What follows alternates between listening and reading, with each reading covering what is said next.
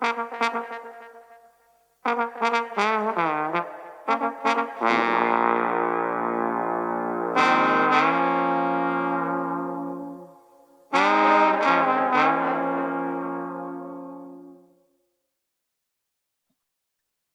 to Roots to the Bone, where we meet some of the best ska and reggae trombonists in the world to discuss the roots of the sound. I'm Adam Reeves, creator of Trombone Man, Ska's Fallen Genius, a comic book series coming 2022 about the life of Skatalites trombonist Don Drummond.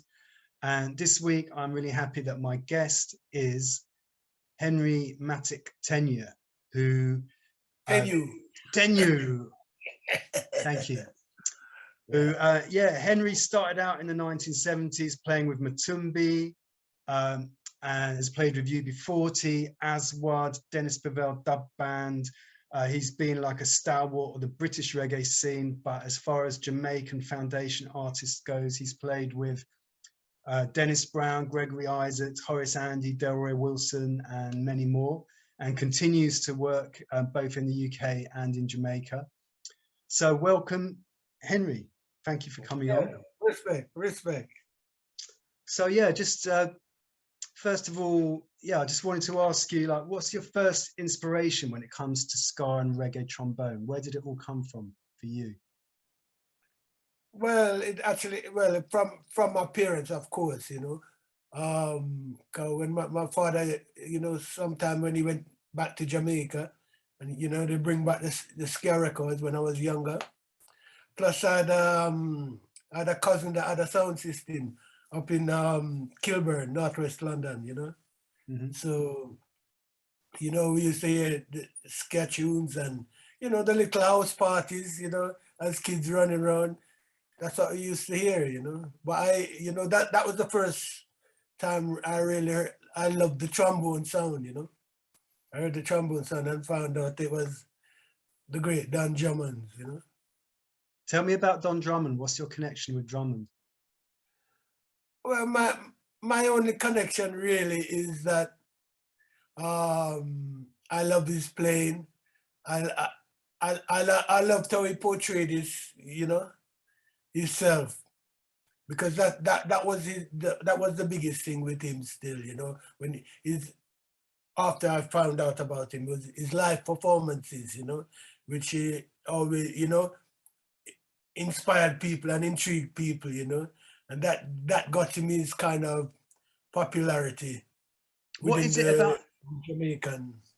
What is it about Don Drummond's playing then that makes it so unique? Because people talk about him as being this genius, but what, as a trombone player, what would you say makes his playing stand out? Well, what makes his playing stand out is it's how he expresses himself. You know, it's like he's coming from, you know, it's like you're reading his mind. You can feel the emotions coming out of him within the trombone. You know, which is a thing that I try to emulate as well. And I have to give thanks still, you know, because people recognize my playing now as me, you know. If they hear me, they know it's me, you know. Like if they heard Don Drummond, they would know it's Don Drummond, you know. If they hear Vin Gordon, they know it's Vin Gordon, you know. If they heard Rico, they know it's Rico, you know. So I've been blessed with that kind of individuality still, you know. But all it is really is putting your emotions within the instrument that you're playing, you know. That makes it distinct.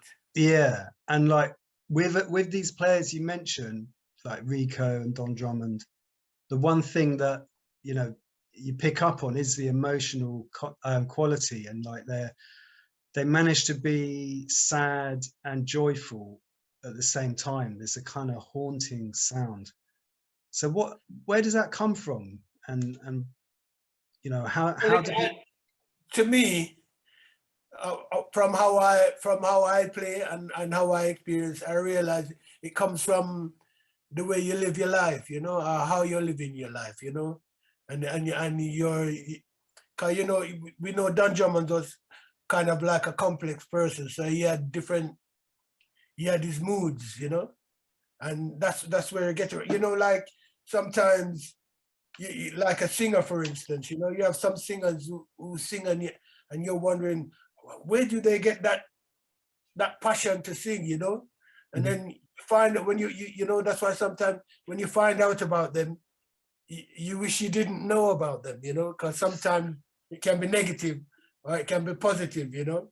And Don Drummond, he had his positive side, but he also had his negative side. But that is what made it enhance his playing, or his kind of playing, you know.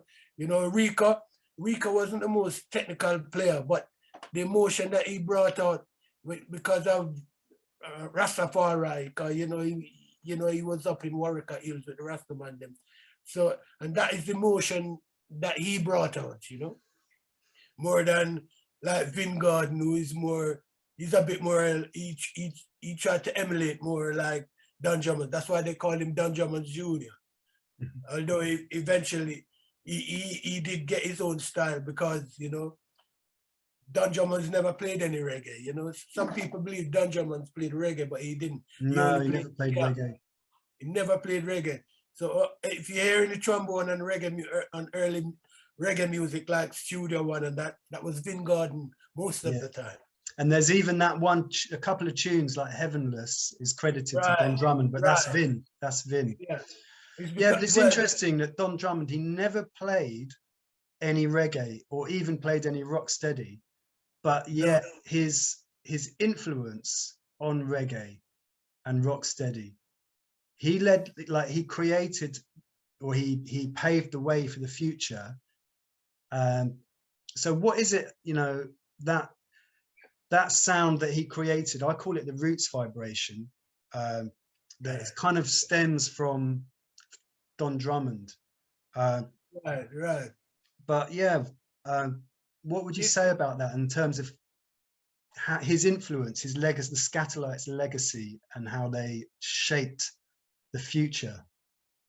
Yeah, well, as I say, you know, it's like it's the emotional content. That's the only way what I can put it down to, you know, because sometimes you will hear one person who's a good trombone player or a good instrumentalist, you know, but there's something missing that doesn't elevate them to a status where people, you know what I mean, will keep coming back, or it sticks within your mind, or, you know, it's like a good singer, you know, it's like, for instance, somebody who sings harmonies, and they're very good at singing harmonies, but when it comes to singing like lead, they don't really portray the lead as good as how like a lead singer would sing it, you know. So, you know, that it's just an emotional thing. And Don Drummond's, his legacy was, you know, all right, it was passed on through Vin Gordon still. That's why they call Vin Gordon Don Drummond Jr. That's where some of the mix-up comes within people, you know, the labeling, because instead of putting Don Drummond Jr. on the label, which that's what they call Vin Gordon, they put Don Drummond's, you know. So people mistake it and think it's Don Drummond's playing reggae or rock steady, and it wasn't. It was Vin Gordon. So as far as yourself, if you could work with any producer, rewind time, go back to like the 70s or the 60s, who would be your ideal reggae producer to work with? Or maybe you've already worked with them. You worked with them. Well, that's the thing, you know. I mean, well, about 2 weeks before he passed, I actually had a phone call with Cox and Dodd. You know, because Cox and Dodd, somebody gave him some of my recordings, and he heard my recordings, and I had a phone call with him, and he said he wanted to record me at Studio One, you know, which for me was an honor. But like about 2 weeks later, he passed away. So, you know, I that's one opportunity that I missed. But I worked with the greatest musician that came out of Studio One still, you know, and he respected my playing, which was my very first honor, which is Jackie Mitue, the great Jackie Mitue, you know. So, you know, from Jackie and then come up, I've worked with most people, Niney, Bunny Lee, I've worked with some of the greats, from the original stock, So So, I'm putting together like a playlist for this channel of like foundation tunes, trombone tunes. What right. 2 tunes would you choose for the playlist that I'm putting together? Which 2 tunes? Yeah, 2 Oh, foundation tunes that you go back to. well, for me, to tell you the truth, with reggae, the foundation tune for me was Heavenless, you know. Heavenless. Yeah, Heavenless, what Vin Garden played, Because Mhm. at first when I heard that, I thought it was Don Drummond still, when I very first heard that, but it was Vin Garden, but that's the first one, I mean, other than that, there's too many of them, Okay. Well, if There's you too think of a second one, let me know and I'll add it. I'll just yeah. make have a little think. Yeah, Okay. but Heavenless was, but that's an interpretation of Don Drummond still. But, Yeah. So where can people catch up with you, Henry? Like, have you got any gigs coming up? Any tours coming up in spring 22? What's happening? well, as some people know, I did a vocal EP, so I've started to sing now, after years of doing backing vocals for people like Freddie McGregor and Ken Booth, and, Horace, of course, and Johnny Clark, and everybody, So where can they So, find what's the name and where can people find it? oh, well, the EP is called Renditions. It's on a Stingray label and it's distributed by Tough Gong International. So that's under the name Henry Matic, right? Right, yeah. I Yeah. sing under the name Henry Matic. Henry but Matic is your vocal work and Matic right, Horns is Matic your Horn is my horn work, which yeah. I mostly do with Gossipy, my school friend, So Super Cup. any fans, I'm assuming if people are watching this, they're fans of instrumental reggae, ska, trombone. If you don't know Matic Horn's work, go check out Matic Horns on Spotify. I'll put the link down below.